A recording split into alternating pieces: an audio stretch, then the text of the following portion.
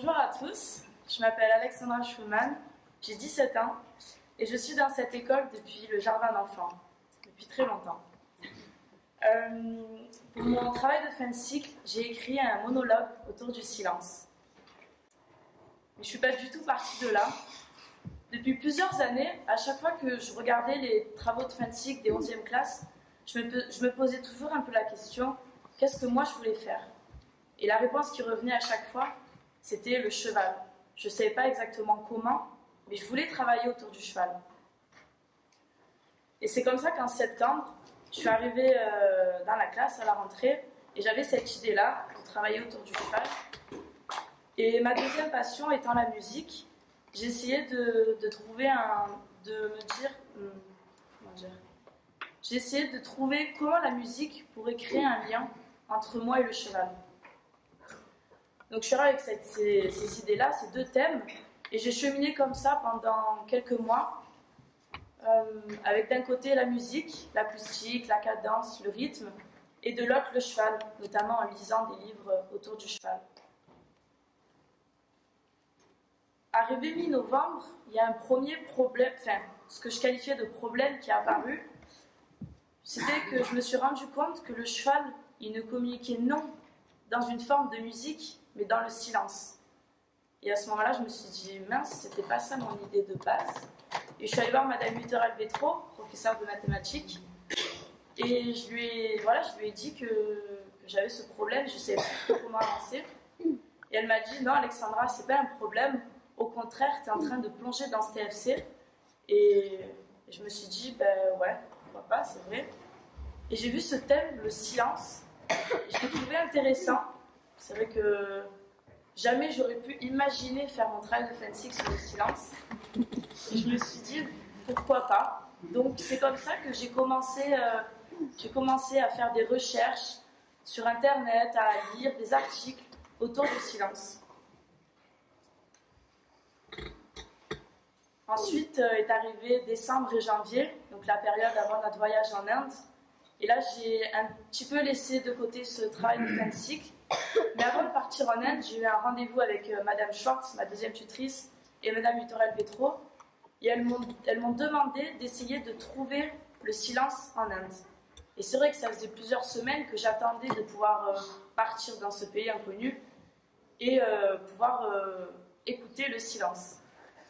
Donc je suis partie en Inde, je suis arrivée dans le désert, je me suis assise et je me suis retrouvée avec moi-même.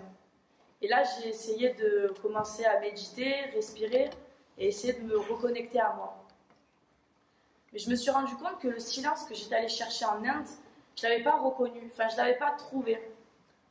Moi, je m'attendais à arriver dans le désert et à être dans un endroit complètement silencieux. Et ce n'était pas le cas, même dans le désert, il y avait des petits oiseaux, il y avait du vent, il y avait toujours des petits bruits. Et là, je me suis rendu compte d'une chose, c'était qu'il n'y avait pas un silence, mais plusieurs formes de silence. En fait, pour être un peu plus clair, il y a deux formes de silence. Il y a le silence extérieur autour de nous, les bruits du monde, les bruits de la nature, de la société, et le silence intérieur, qui est notre silence, notre paix intérieure.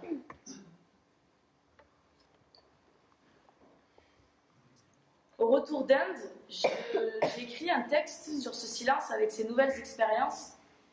Et avec toutes ces nouvelles choses, j'ai eu l'impression de conclure mon travail de fin de cycle. J'ai écrit un texte et voilà, j'ai rassemblé toutes ces idées. Et je suis allée voir Madame Schwartz et je lui ai dit que j'avais envie de changer de TFC, de repartir dans quelque chose de nouveau. Elle m'a cependant invité à continuer dans ce thème-là, à essayer de l'approfondir. Je ne savais pas exactement comment, mais j'ai donc essayé d'avancer avec ce thème. Et en mars, il y a eu un petit coup de pression qui est arrivé. On était déjà en mars et j'avais rien de très concret. J'avais des petites recherches, des petites expériences, mais j'avais rien de concret. J'avais tous mes amis qui avaient leur pièce de théâtre, qui avaient plein de choses, plein d'idées concrètes. Et moi, j'avais pas grand-chose. Donc, j'étais pas trop bien. J'ai eu une période où j'ai beaucoup pleuré, voilà, où j'étais au fond du trou, comme on dit, où j'étais vraiment très très mal. Et quelques jours après, j'ai eu un rendez-vous avec Madame Victoria Vétro. Et là, on a discuté, je lui ai fait part de cette envie d'abandon, de ce désespoir, voilà, de tout ce moment pas très dynamique. Et on a longuement discuté. Et là, est arrivé le sujet de mon père, du silence de mon père dans ma vie. Parce que mon père, je ne le vois pas depuis plus de 6 ans. Et c'est quand même un silence important pour moi. Et il est arrivé dans ce TFC à ce moment-là. Et voilà, on a soulevé plusieurs questions autour du silence, autour de moi, ma position dans ce silence, dans son silence aussi. Et suite à ce rendez-vous, il y a quelque chose qui s'est réanimé en moi. J'ai retrouvé une motivation, je retrouvais l'envie de repartir dans ce thème. Et je m'étais rendu compte que c'est vrai que je ne l'avais pas assez approfondi et que je me devais d'aller vraiment plus concrètement dans la chose. Et quelques semaines après, j'ai écrit un monologue sur le silence. Et c'est comme si toutes mes idées, tout mon cheminement, qui était un peu brouillon, prenait forme à ce moment-là. J'ai réussi à clarifier tout ça. Et pour reprendre l'image du puzzle, c'est comme si toutes ces petites pièces s'assemblaient et créaient une image, une idée.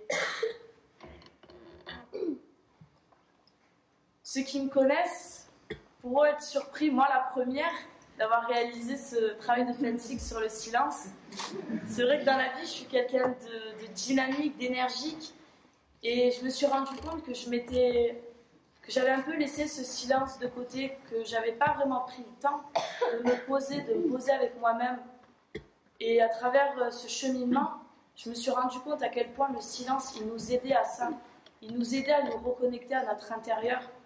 Et c'est quelque chose de vital, parce qu'on vit dans une société où il y a beaucoup de bruit et on ne prend plus vraiment le temps de revenir à soi et de se poser avec nous-mêmes.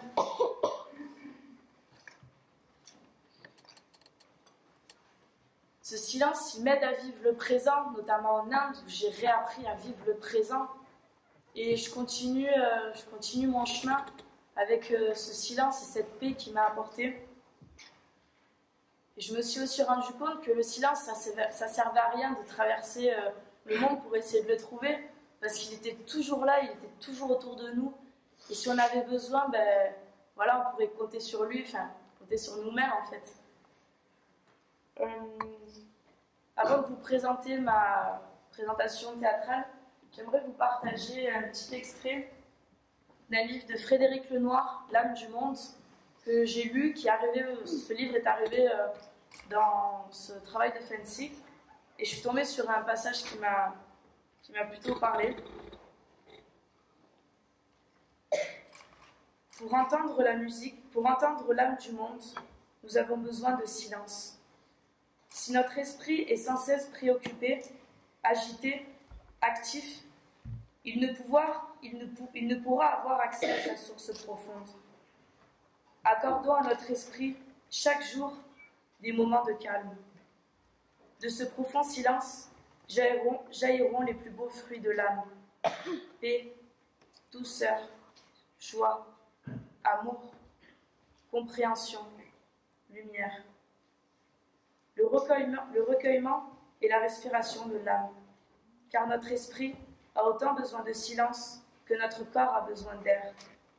Combien d'âmes étouffent dans la vie moderne, trépidantes, et ne peuvent trouver l'espace et le calme nécessaires à leur équilibre et à leur croissance.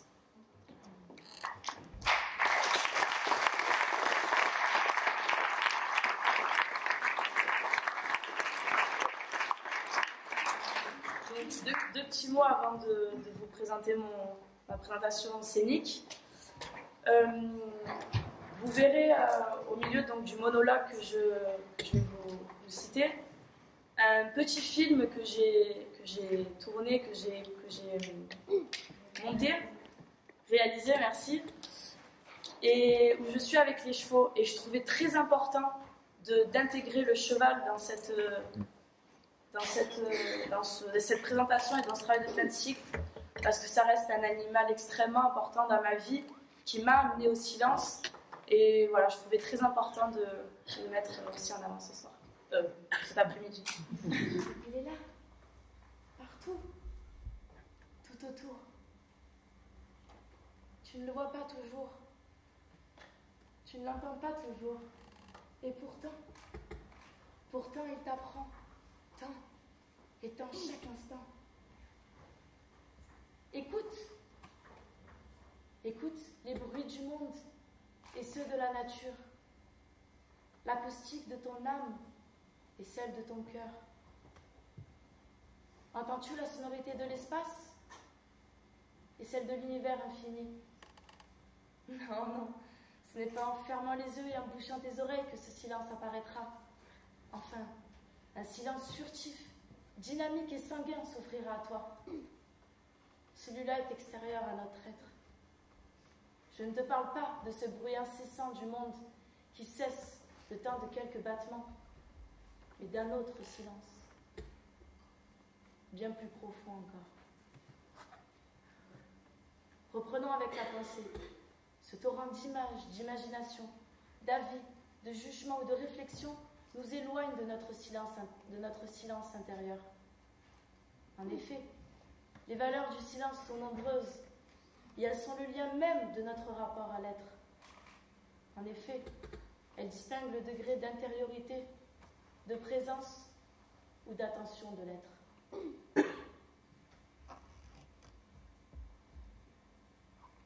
Comme disait Louis Lavelle, le silence sauvegarde en soi et en autrui une infinité de possibles dont la parole suspend le cours. Il est le forgeron de la personne que nous devenons. L'écouter permet ainsi de nous émanciper pleinement et de prendre conscience des biens bénéfiques qu'il nous apporte.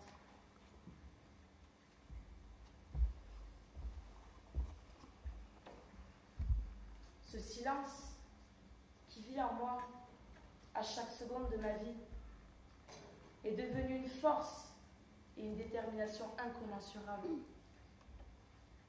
Ce n'est pas parce que l'absence est là que le silence doit se faire blessant et destructeur, mais bien au contraire.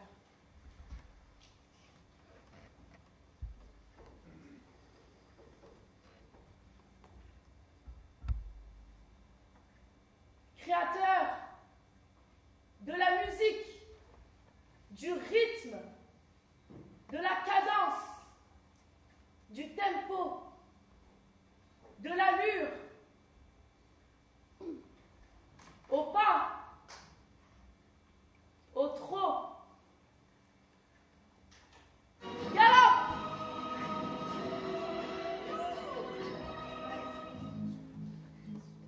Et si nous vivions dans un monde sans aucun bruit?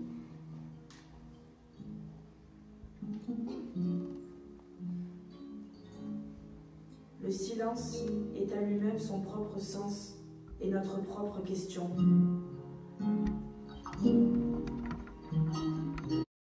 Hélas, le silence devient bien de moins en moins accessible pour nous, êtres humains, qui en avons fondamentalement besoin afin de se poser et revenir en soi. Évoluer et grandir, non dans une individualité poussée à l'extrême, en se coupant du monde, mais nécessairement et incontestablement pour revenir à l'être. Un être évoluant dans cette société bruissante et standardisante qui nous éloigne d'un point de vue remarquablement bien de nos rêves d'enfants et de nos rêves d'adultes.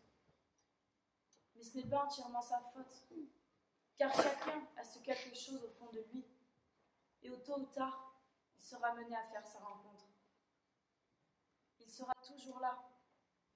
Il est notre meilleur ami. Alors faisons de l'attention et du silence des biens communs. Clamons au monde entier que le silence est l'une des plus belles richesses que nous possédons. À partir du moment où le mental s'apaise, la pensée se fait plus intuitive et la présence à soi plus dense. Un philosophe américain, Matthew Crawford, a dit que le silence qui rend possible l'attention et la concentration est ce qui nous permet de penser. Or, le monde actuel privatise cette ressource ou la confisque. Le silence est devenu un produit de luxe et nous devons remédier à cela et retrouver plaisir et jouissance à se reconnecter à ce silence infini que nous sommes tous. J'ai vu que le silence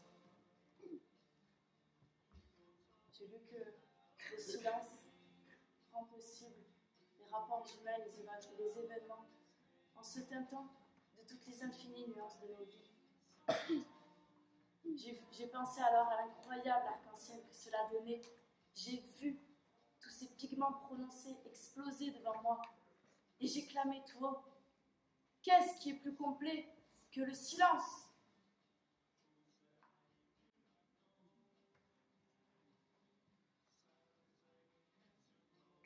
Quelle musique, oui, quelle jolie mélodie. Sa résonance fait écho jusqu'à l'infini de mon âme.